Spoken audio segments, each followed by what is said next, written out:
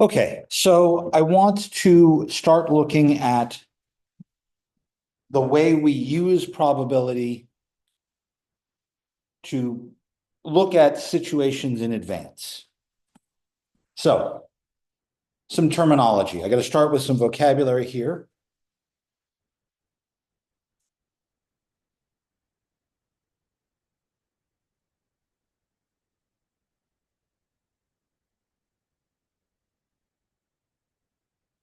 When we started talking about probability, we started talking about processes we didn't know what was going to happen.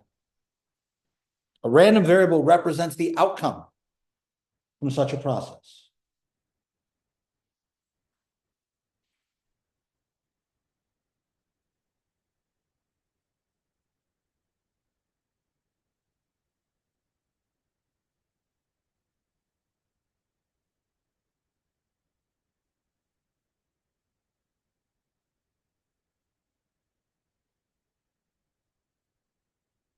Another way to think of this is a function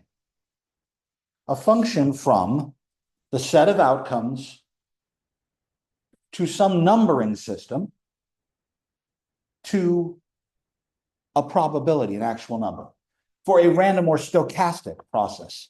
Stochastic in this case means it's an event, it occurs, something is going to happen, we just don't know what it is.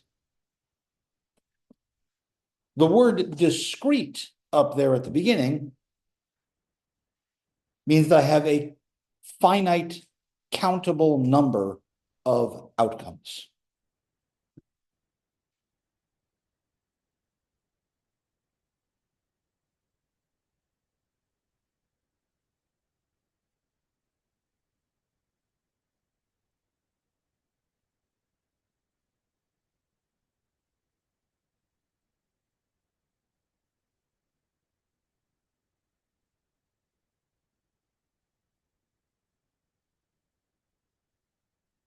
So, something like how many phone calls were made between 9 a.m. and 10 a.m. from phones originating on Seton Hill campus. Today, I can go at 10 o'clock, I can count. It's somewhere between 0 and, but there's a finite number, right? We could have 1 million phone calls. I doubt in 1 hour, I don't think we could make 1 million phone calls. But I definitely have a finite number of phone calls.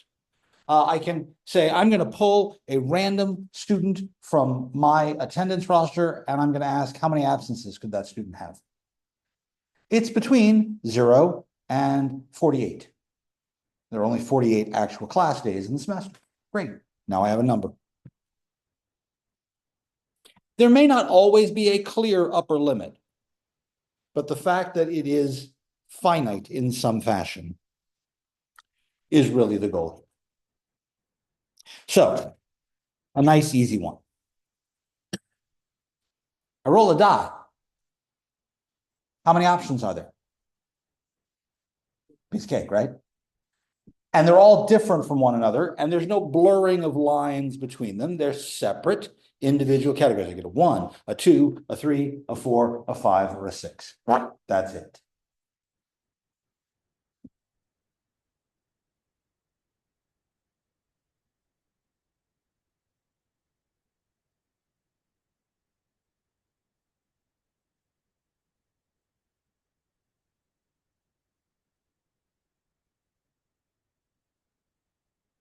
A probability distribution is a rule that assigns to each value of that random variable x the probability that x occurs.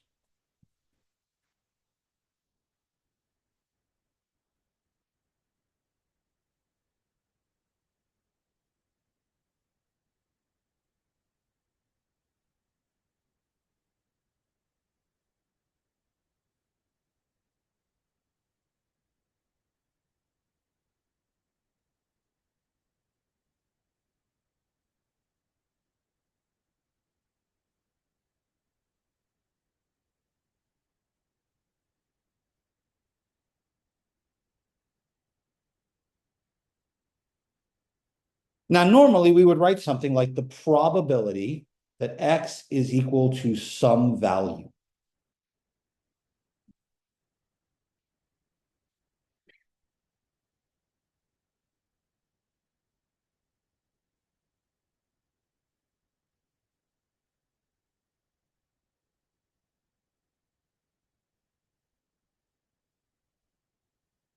And since I have a finite number of those in my discrete probability distribution, I could list them all out.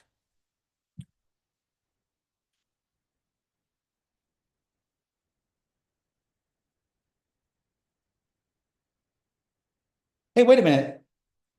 That's my sample space.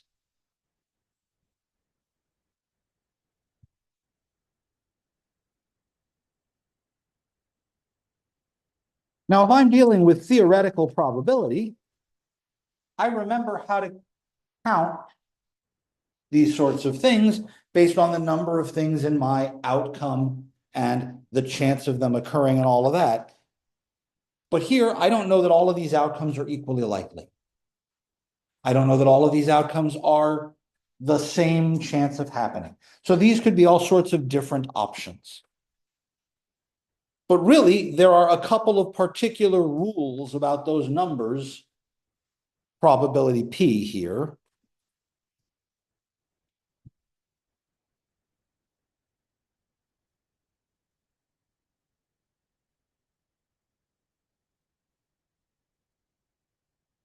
I hope that one makes sense. The chance of our outcome happening has to be between 0 and 1. As a matter of fact, we said that all probabilities had to be between 0 and 1, because it's either never going to happen, or it's always going to happen, or it's something in between. And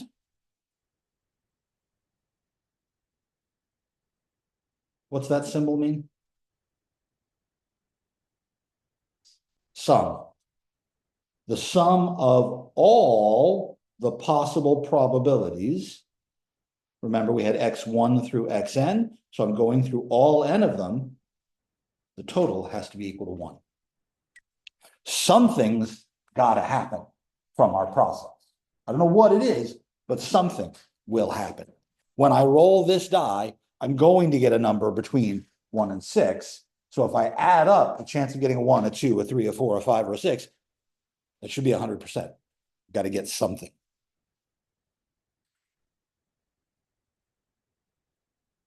So really, this is a function. I have a set of outcomes. I number them somehow, and then I assign to each number the chance of something happening.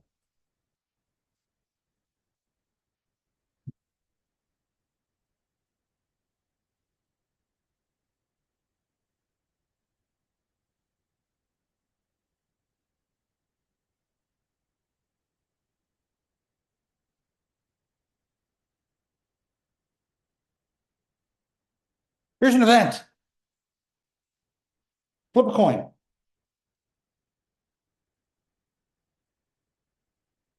Heads, tails. Right? What's the distribution look like?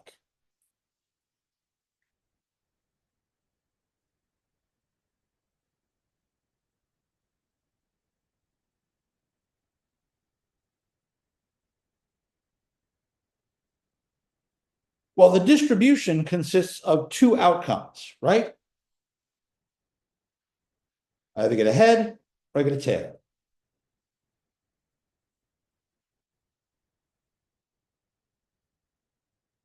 Now, from a theoretical perspective, what's the chance this coin lands heads up? 50%. And tails up? Exactly. So I could say, oh, 0.5 here, 0.5 here. Notice each individual number is between 0 and 1. And if I add them all up, I get exactly 1.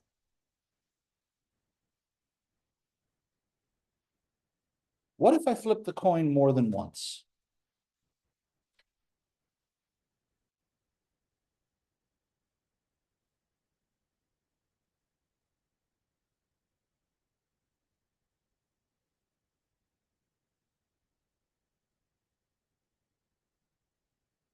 I want to count the number of heads that happen.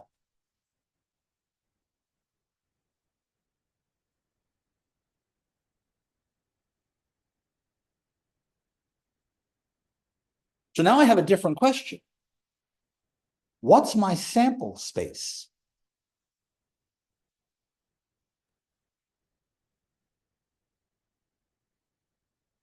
Apparently, it's my inability to hang on to a coin.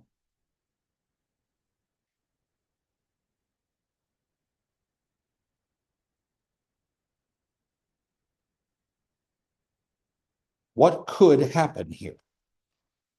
All I'm counting is how many times the coin came up heads. What are the possible results I could get?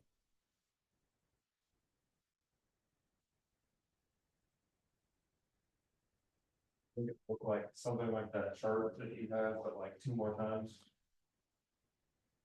Okay, but what goes on the outcomes list? What are my possible outcomes?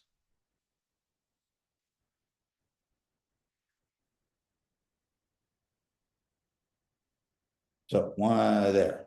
I've added more columns, just like you want me to. What goes in the top of those columns, even before I figure out the chances?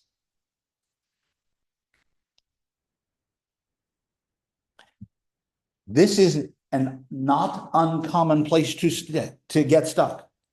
We have to figure out what we're actually going to measure this random variable. What are we counting? Right.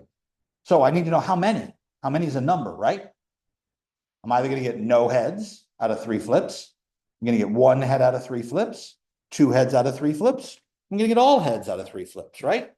So my outcomes are just the numbers 0, 1, 2, and 3.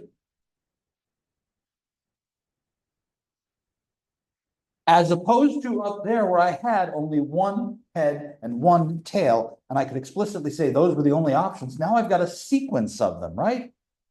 So the question is, how do I figure out what could happen?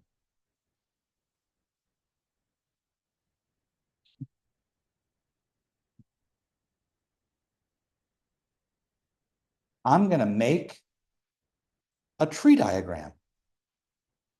Just like we did before. Just like we did on Wednesday. Let me make a tree diagram. I flipped the coin the first time.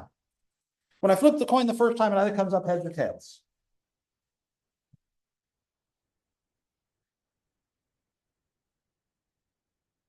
That's flip number 1. On each of those branches, what probability should I write down? 0.5. Exactly. 0.5 here, 0.5 there. Now, that flip has already happened. I flipped the coin the second time from here. Heads or tails. From here. Heads or tails. My second occurrence. What probability goes on each of these 2 branches right here?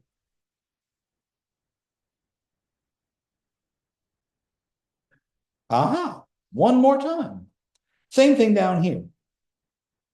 Each coin flip is 0.5 of being heads, 0.5 of being tails.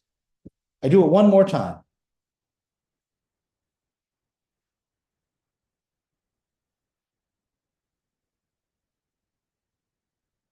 So here was flip 2, and here is flip 3. And again, same statement. Each of these branches should have a 0.5 on them.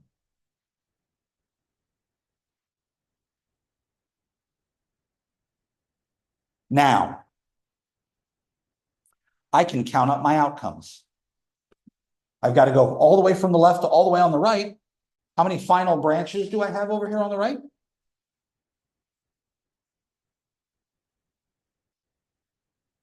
Say again?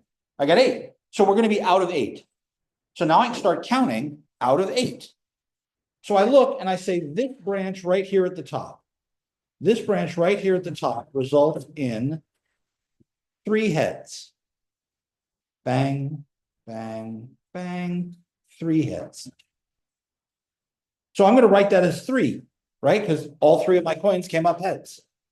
What happens when I end up here, following this set of branches?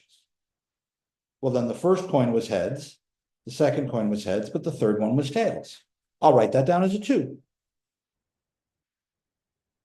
to go to this branch, head, tail, head, I'll also write that as a 2. This branch here is head, tail, tail.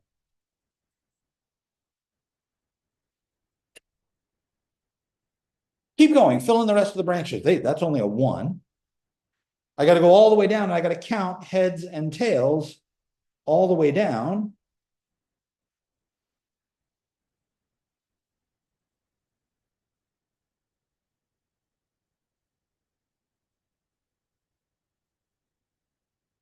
And now I make an assumption that all of these are equally likely. Because the coin, I have no control over what happens after I flip the coin. It either lands heads or tails. And it's got no memory, so each of these are independent. So to do the and part, I just multiply. The chance, 0.5 times 0.5 times 0.5, is 1 out of 8.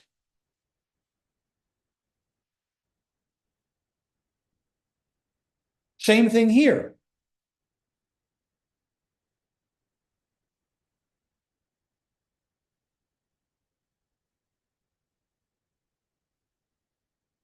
These are equally likely outcomes. The chance is 1 in 8 for any of them. Now I can fill in my probability distribution at the top. What's the chance that you get 3 heads?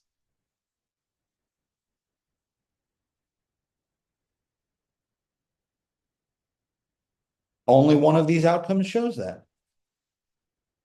0.125. However, what's the chance you get 2 heads? That happens more than one way, doesn't it? That could happen here, or here, or here. Wait a minute, every time I use the word or, what do I do with my probabilities?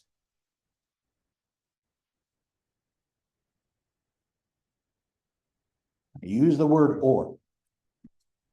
I'm increasing it. But there's a specific mathematical operation. If I say this or that, what did we do when we were looking at the probabilities or even at the counting ideas? What did we do with our probabilities there? Think back to the picture with the circles. Our Venn diagram.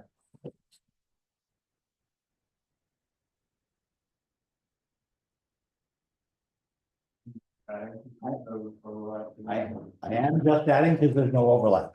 There's no way to get head, head, tail, and head, tail, head at the same time, or tail, head, head. So there are 3 disjoint options. I just add 0.125, 125, 125 together is 0.375. Same thing with the one tail options. Here's a one tail option. Here's a, I'm sorry, a one head option, a one head option, and a one head option. There are 3 of them. I add it all up, I get 0.375. And there's only one option with no heads at all, 0.125. These are the probabilities. So I can now write down my probability distribution in this chart up here. The chance of getting 0, 0.125. The chance of getting 2, 0.375, and so on. Okay, we called this a probability distribution function. Shorthand, PDF.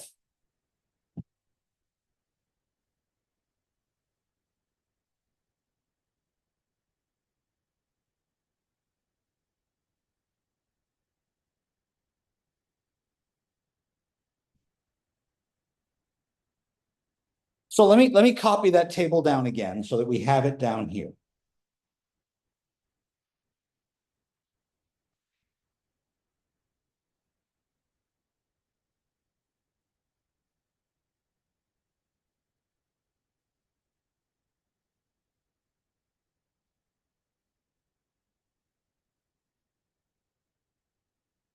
This reminds me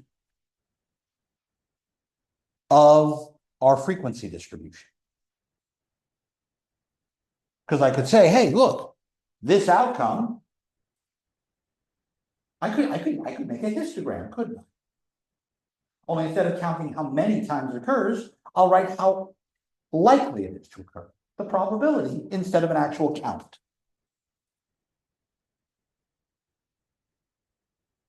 So we did histograms. We got that vertical column chart. We made it look pretty. I'm going to go one step further.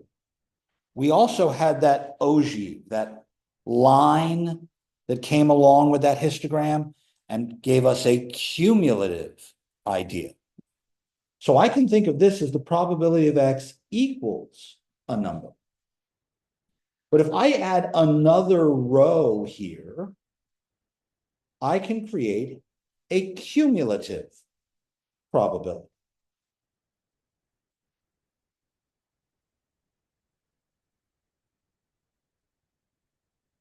And that's the chance that it's less than or equal to xi.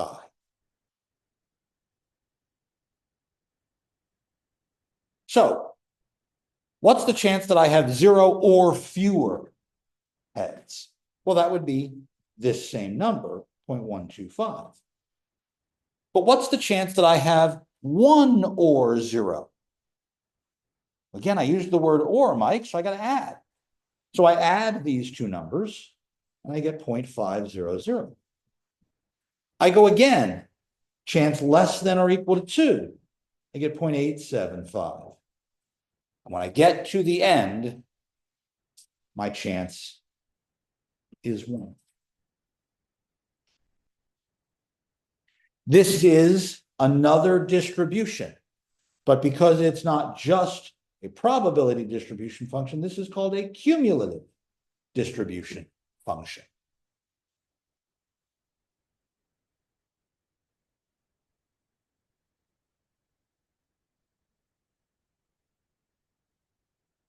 Notice that the cumulative one comes from the regular one. And really, it's this difference right here that is the indicator as to which one I want.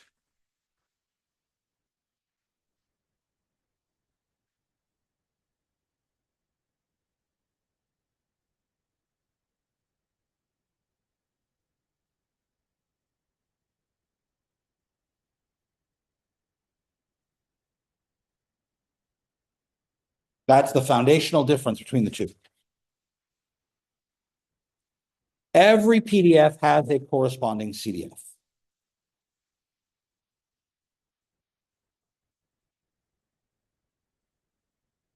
Page 197.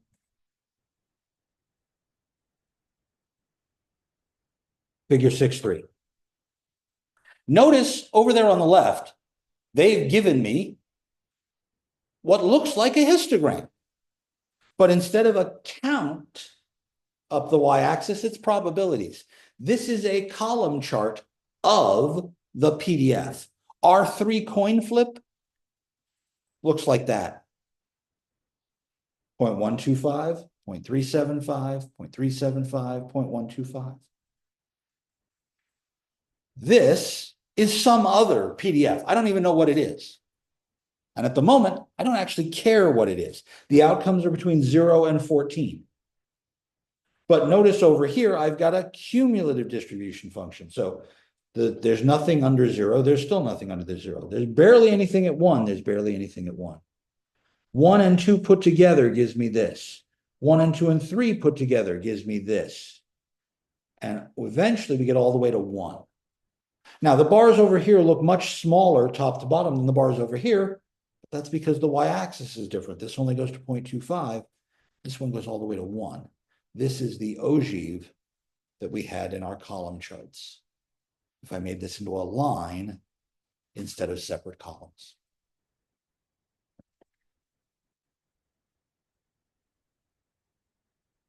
Questions?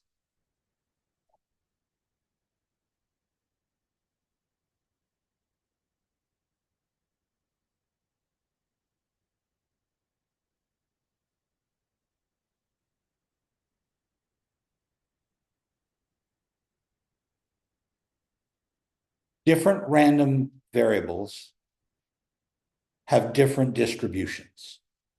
So it's going to depend on what our chart looks like and what our information looks like as to what we have.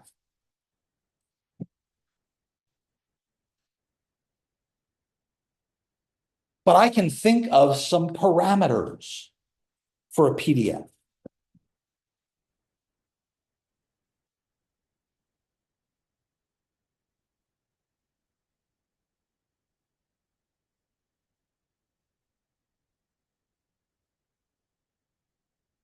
But wait a minute, I've heard that word before. We were differentiating between parameters and statistics.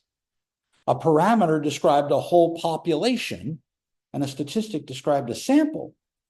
But a parameter was something like a mean, a skew, a spread.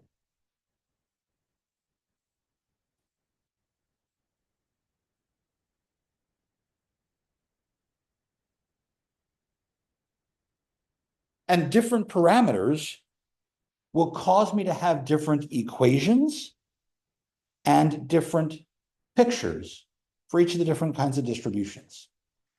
There are, I think, 7 different distributions in this chapter. We're really only going to do 2 of them, because 99% of the time, only going to need those 2.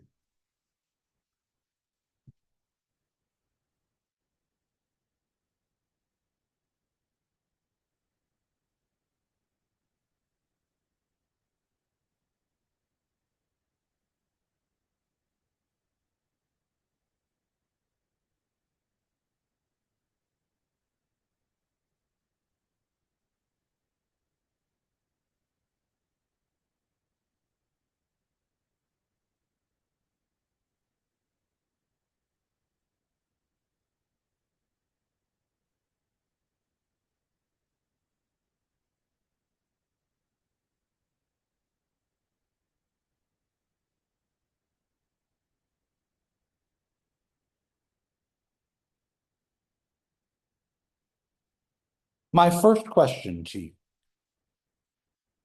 This, by the way, is problem 3 on page 198. This is about the number of patients admitted to the emergency ward in a trauma setting on a midnight shift. Between 0 and 5 patients were observed every evening. So what's the chance of getting 0 or 1 or 2, up to 5 patients during this overnight shift in the emergency department? First question. Is what's written here a PDF or a CDF? Why? Say again? Well, but even if I took out that middle row, I could just give you the bottom row, right? I could just give you the CDF. Back in this example, I could have only given you those 2 lines, right? But there is a way I can tell from here that it is a PDF, not a CDF. Doesn't count up to 1. And if I look over there all the way on the left, that bottom column, first row, first column, bottom row, says X equals X sign. That's the chance of being exactly equal to each one. That's a PDF. Provided it obeys the rules. Ooh, I should check. Does it actually add up to 1? Are all the numbers between 0 and 1? Well, yes, all of the individual probabilities are between 0 and 1. None of these are negative. None of these are bigger than 1. I'm good with that. But do they add up to 1?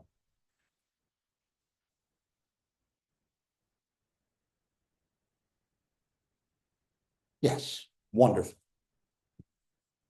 20, 40, 65, 70, and 30 makes 100%. Wonderful.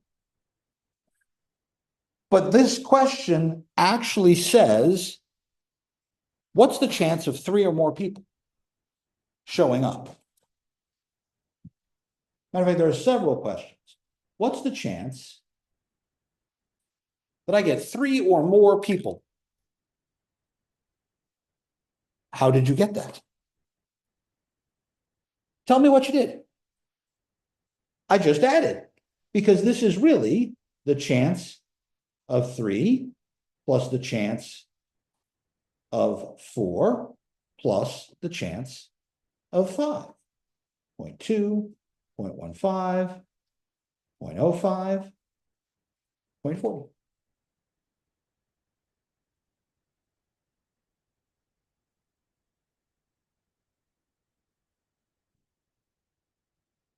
Same deal. What's the chance of 2 or fewer?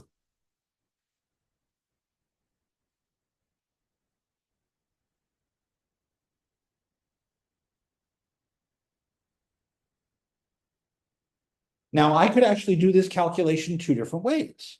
I can do it by saying, oh, well, that's the chance of 0, the chance of 1, the chance of 2, right? Which is 0.05 plus 0.3 plus 0.25, which is 0.60. But I can also say that notice that these two are exclusive to one another. They split the data exactly in 2. It's either 3 or more, or it's 2 or fewer. And so another way to think of this is that this is also 100% minus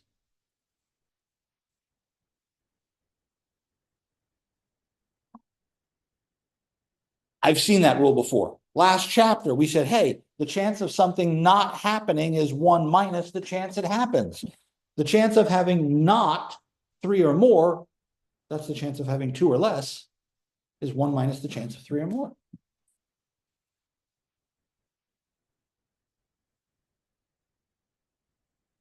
They're complementary events.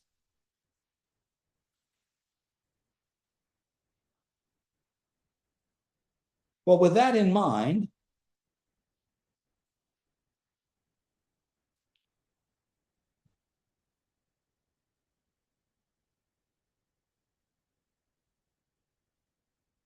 there's 2 different ways to do this problem as well.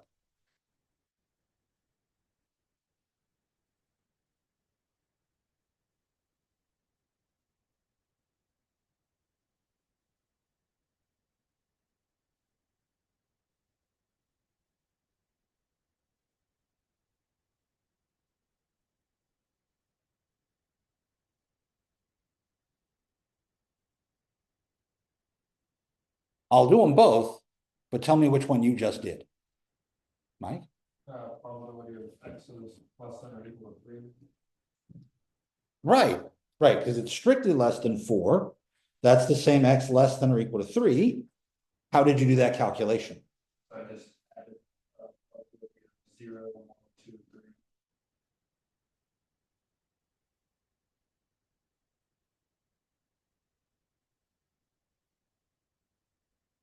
And you come up with 0.8, right?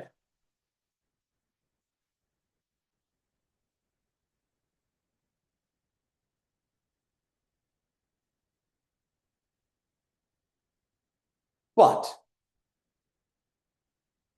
there's another way to do this. X less than or equal to 3 is the opposite of X bigger than or equal to 4.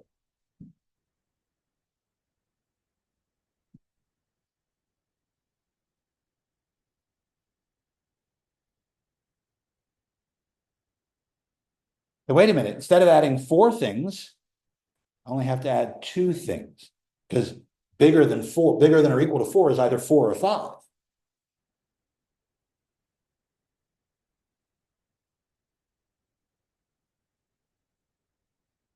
One minus 0.15 plus 0.05 is 1 minus 0.2, which is also 0.8. Do I care which way you actually do this problem? No, you can do either one. But the whole idea is that I want to do as little work as I can get away with. So I'm going to try and do fewer actual calculations. Personal opinion. Questions?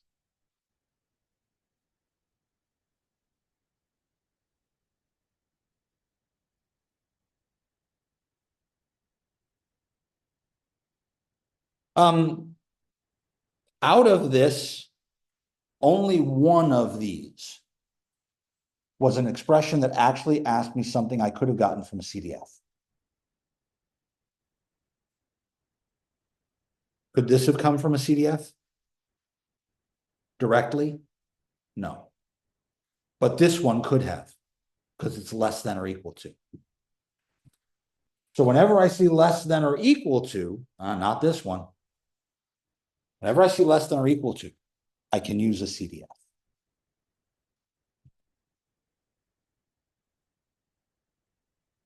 More questions? Talk to me.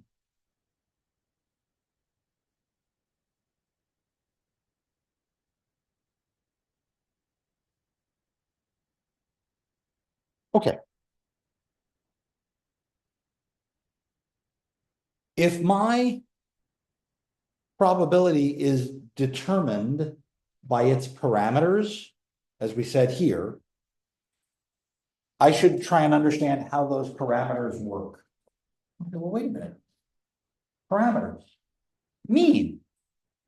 Standard deviation, spread, those sorts of things, skew. I should be able to figure out those ideas.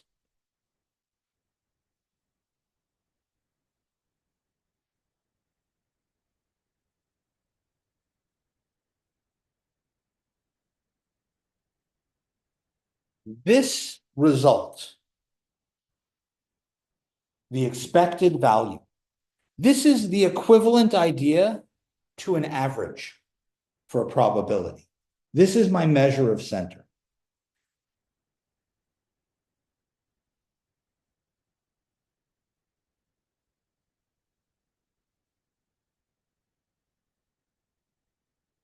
And it's very much like a mean.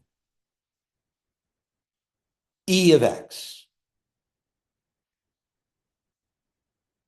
And we calculate this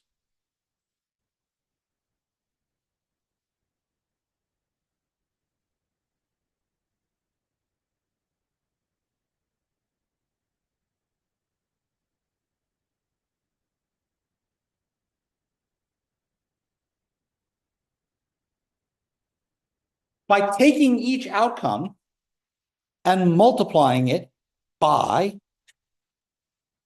its probability. Now, this is why, instead of actually using H and T in my coin flips, I counted the number of heads, because this is only going to make sense if each actual value xi is a number. So I could do this with our emergency room ideas, right?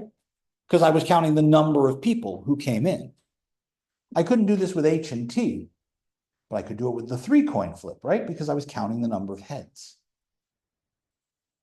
So this works for nominal variables, but only if we code them with numbers.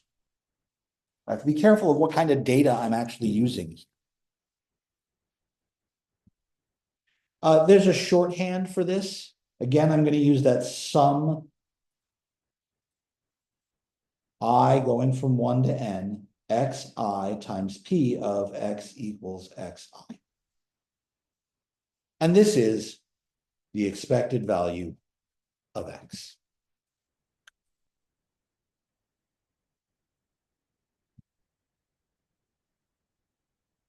Now, this is a weighted average because we're multiplying each possible number by some fraction, some probability, which means the answer to this might not actually be one of the numbers in my distribution. Let's go back to our emergency room visits.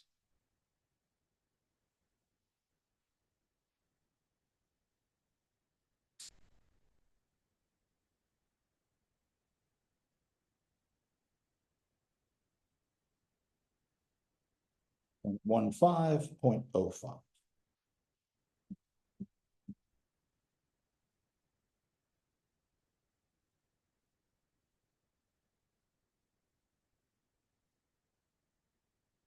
So if I asked you, hey, I'm new to the midnight shift at this emergency room, how many people do you expect to get tonight? I can answer that question doing this calculation. Oh, the expected value of the number of people tonight is the outcome times the probability of the outcome, plus the outcome times the probability of the outcome. For all 6 of these options.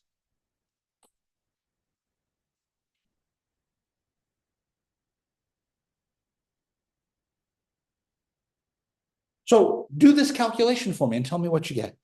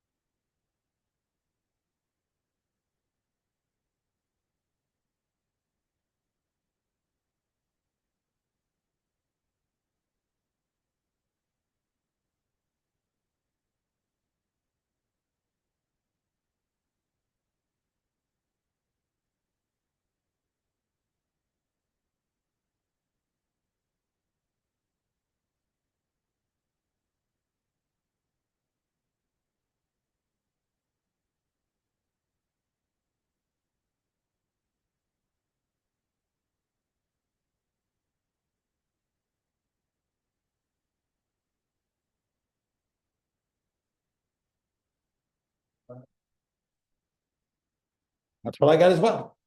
Hey, wait a minute. That's not an actual number of people. I'm not going to get a quarter of a, well, it's an emergency room. That's disgusting, but I might get a quarter of a person. No, I'm going to get between 2 and 3 people. More likely 2 than 3 because this number is closer to 2 than it is to 3. So most of the time it's 2 people. Sometimes it's 3 people. Sometimes it's as many as 5. Sometimes it's nobody. But we can see the likelihood of each of those individual events, and then we can compute the expectation, the average. By the way, because this is an average, it's exactly the same idea as that balancing point that I was talking about when I talked about means the first time. Think of a number line and put weights at 0, 1, 2, 3, 4, 5 of this much. And then where would you put your finger to balance that? You'd put it exactly at 2 1/4. But that's a physics interpretation. Where am I going to use this in the business world?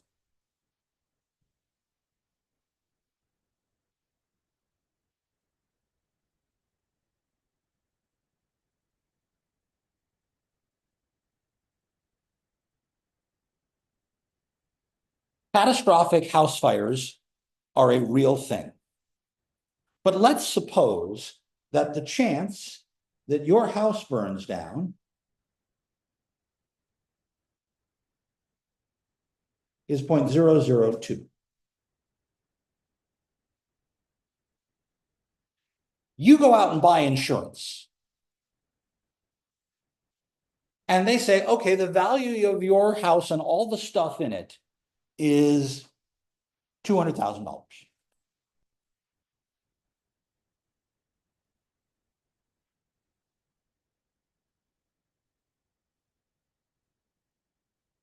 If your house burns down this year, we'll pay you $200,000. If your house doesn't burn down, we don't pay you anything. My question to you, if I'm the insurance company, how much do I charge you for this policy?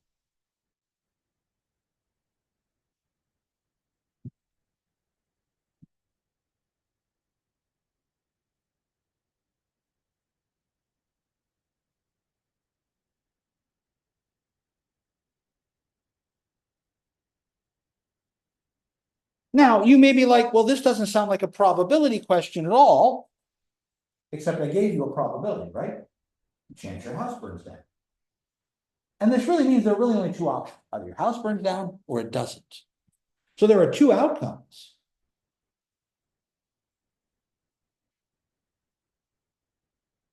My house is fine.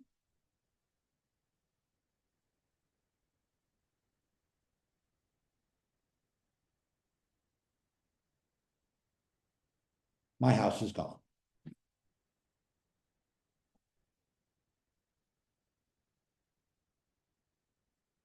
But if my house is gone, you pay me money, right? The insurance company, they're going to pay me money. How much are they going to pay me?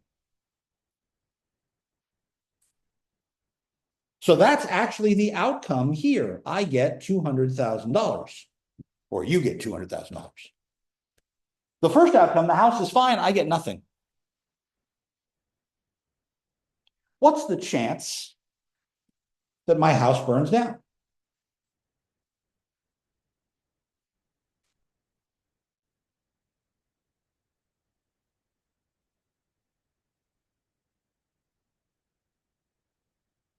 What's the chance my house is fine?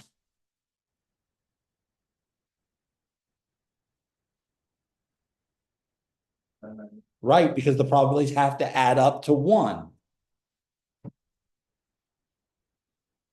What's the expected value of this insurance policy? The expected value for this set of outcomes. Well, it's 0 times 0.998 plus 200,000 times 0.002. Well, this first number is 0. What's the second number?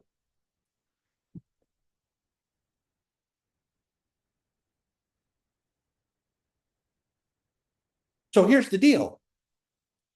I expect to pay $400. If I don't charge you at least 401, I'm losing money, right? I don't have this on one person's house. I have this on thousands of people's houses. So if I charge them each $400, I should have enough money to pay the unlikely event of somebody's house burning down. Unless you live in California, in which case all bets are off because all the houses are burning down, right?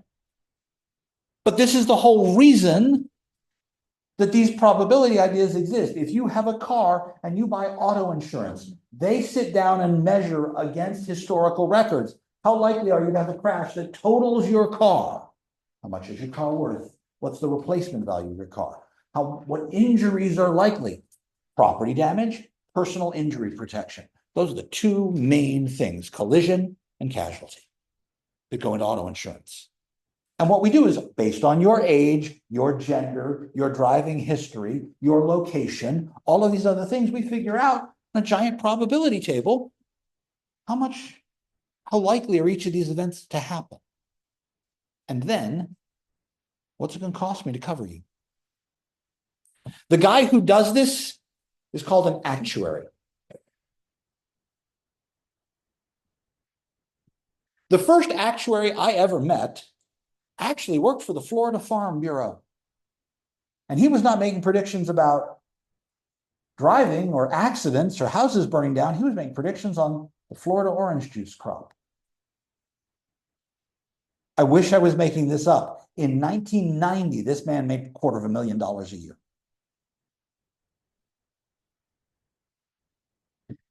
There's a very old comedy movie called Trading Places, Dan Aykroyd, Eddie Murphy. This is a movie from the 80s, in which two stockbrokers go to corner the frozen orange juice market, so they steal a report foretelling what the future is going to be, what the predictions are for the next year. In real life, the guy I met wrote that actual report. If you drive up I-75 in Florida, you'll pass right by the Florida Farm Bureau building, middle of Orange County, literally. Insurance is based off of this. Pricing policies, risk management is based off of expectation. But this is just center. I need to think about spread as well. So I need to, based off of our mean, do a variance and a standard deviation. And we'll discuss how to calculate that, and then we'll look at some specifics on types of probability distributions, and we'll do that on Monday. I will see you all then. Please remember that the Chapter 5 homework will be due on Monday.